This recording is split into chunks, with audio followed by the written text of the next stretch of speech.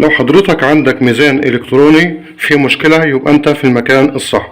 لو الأرقام مكسرة أو مقطعة أو ما بتظهرش كاملة، أو شاشة القراءة أو الأرقام اللي على الشاشة إضاءتها ضعيفة، أو الميزان بيهنج، أي خلل أو أي مشكلة في الموازين الإلكترونية، هنكون مع حضراتكم على مدار سلسلة من الفيديوهات هنشرح فيها الأعطال ديت وإزاي نصينها وإزاي نتعامل معاها، إزاي نبرمج الموازين، وإزاي نتغلب على المشاكل اللي ممكن تواجهنا في الموازين اللي من النوع ده. النهارده ان شاء الله هيكون اول فيديو لينا مع حضراتكم في السلسله ديت، ازاي نعيد برمجه الميزان ونضبط الحساسيه بتاعته، ان هو بدل ما بيقرا الحد الادنى للقراءه 5 جرام، يعني الخمسه ومضاعفتها، انا هخليه يقرا من 1 جرام ويغنيني عن ان اشتري ميزان دقيق من اللي هو بيقرا من 1 جرام. اقدر اتعامل مع الميزان ده ان هو يقرا من 1 جرام. طيب تعالوا نجرب كده علشان بعد البرمجه نشوف الفرق. هنلاقيه بيقرا دلوقتي الخمسه ومضاعفات الخمسه، يعني ما بيجيبش الاربعه والثلاثه والاثنين والحاجات دي. ادي 10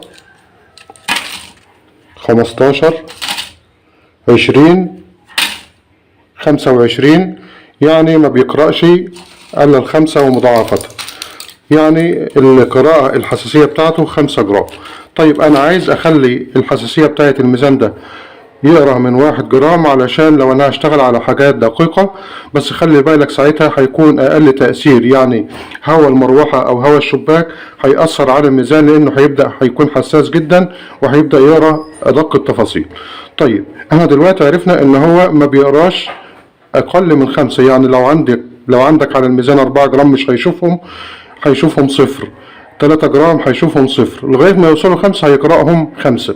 طيب لو الحاجة اللي على الميزان 7 8 9 جرام مش هيشوفها إلا 5 بس، لغاية ما توصل 10 هيقرأ ال10. أنا هخليه بقى بعد إن شاء الله ما نعيد برمجته دلوقتي إن هو يقرأ 1 2 3، أي عدد من الجرامات هيبدأ يقرأ من 1 جرام ومضاعفات الواحد بدل مضاعفات الخمسة. طيب إزاي نخش على كود البرمجة بتاع الميزان الخاص بنا؟ هو الكود الأشهر اللي هو 63685، لكن في أكواد تانية هنتعرف عليها إن شاء الله في الفيديوهات اللي جاي. طب يلا بينا نبدأ على بركة الله. أول حاجة هندوس كود البرمجة 3658 وهندوس طارة. ما دام جاب لي الصفر اللي هو الصغير ده، يبقى انا دخلت الكود بشكل صحيح، وهيبدا يدخلني على القوائم بتاع البرمجه. الميزان ده يا حضرات بيقرا الحد الاقصى له بيوزن لغايه 30 كيلو، انا هخليه يوزن لغايه 40 كيلو، نسيت اقول لحضراتكم في المقدمه. طيب بعد كده هندوس 1 وهندوس طار. في الخطوة دي يا حضرات أنا محتاج كتلة ميزان أطمن علشان أبرمج عليها زي ديت 100 جرام، فلازم أكون واثق منها ومتأكد منها إن هي مظبوطة ومختومة، علشان يبقى البرمجة دقيقة وصحيحة مفيش فيها أي خلل. لو عندك كيلو أو 2 كيلو أو 5 كيلو أو 10 كيلو ما تفرقش، المهم يكون عندك كتلة تكون متأكد منها 100% إن هي مظبوطة. في الخطوة اللي هي جايب لي فيها رقم 2 وجايب لي الشرط دي كده، هنحط الكتلة على الميزان بالشكل ده. الكتلة ديت أنا عارف إن هي 100 جرام، فأنا هكتب له طارة وبعدين أكتب 100 جرام. لو أنا حاطط كيلو هكتب له 1000 جرام، يعني كل حاجة في البرمجة هنعملها بالجرام. طيب هدوس طارة بعد ما حطينا الكتلة، وبعد كده هكتب له رقم الكتلة اللي أنا حطيتها بالجرام. هندوس 1 0 0 وهندوس طارة. في الخطوة رقم 4 بيقول لي ان الحد الاقصى للميزان 30 كيلو، يعني اكتر من 30 كيلو على الميزان مش هيشوف الا 30 بس. انا عايزه يقرا لغاية 40 مادام الطبلية بتاعته تتحمل. هنعمل ايه؟ هنكتب 40 4، طبعا اتفقنا ان كل حاجة بالجرام، وهكتب 4 اصفار عشان تعمل لي 40,000 جرام بالشكل ده يا حضرات، وهندوس طار. في الخطوة رقم 5 ديت بيقول لي ان الكسر العشري 3 ارقام، يعني مثلا لما يبقى مثلا كيلو و300 جرام هيقرا لي ال 300 300. انا هخليها زي ما هي، انت ممكن تخليها 2، يعني بدل ما يقرا لك ال 300 جرام 300 يقراها لك 30%. انا هخليها 3 زي ما هي وهندوس طرة. دخلنا على الخطوة رقم 6، بقول لي إن الحساسية بتاع الميزان 5 جرام زي ما جربنا الميزان مع حضراتكم قبل البرمجة. أنا هخليها هنا 1 عشان يقرا لي من 1 جرام، وهندوس طارة مرة تانية. كده البرمجة خلصت، والمفروض إن الميزان دلوقتي بدل ما كان بيوزن لغاية 30 كيلو أنا خليته يقدر يوزن لغاية 40 كيلو، وبدل ما كان بيقرا الحد الأدنى 5 جرام ومضاعفتها أنا هخليه يقرا دلوقتي من 1 جرام. طيب تعالوا نجرب كده بالأشرطة بتاع الأدوية اللي احنا جربنا بيها في الأول.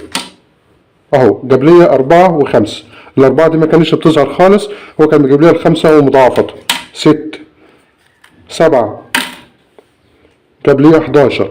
يبقى دلوقتي يا حضرات اهوت 17. طبعا الارقام دي كلها ما كانتش بتظهر، هو دلوقتي فعلا ابتدى يقرا من 1 جرام اهوت. اهو 117 119. الارقام دي كلها ال9 وال7 وال6 وال4 وال3 وال1 كل ده ما كانش بيظهر.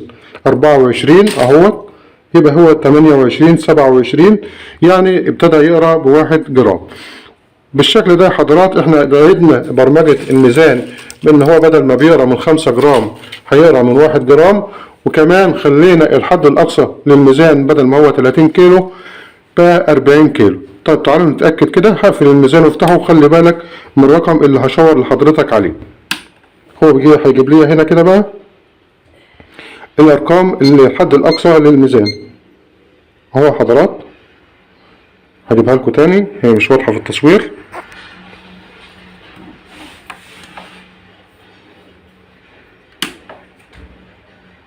هو كان بيظهر 30 كيلو، دلوقتي هيجيب لي 40 كيلو.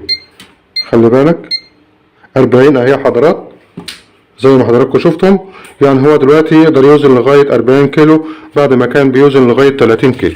هنحط اي حاجة كده بسيطة.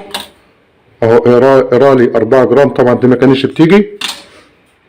8 جرام 10 جرام 14 جرام، يبقى كده تمام التمام. هنحط حاجة صغيرة زي دي كده 15 جرام 16 جرام 17. تمام كده.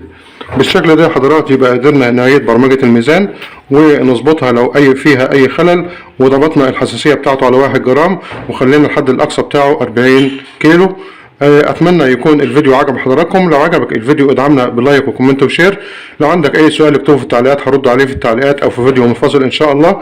وان شاء الله نكمل مع حضراتكم في سلسلة صيانة الموازين الرقمية. اشكركم والسلام عليكم ورحمة الله وبركاته.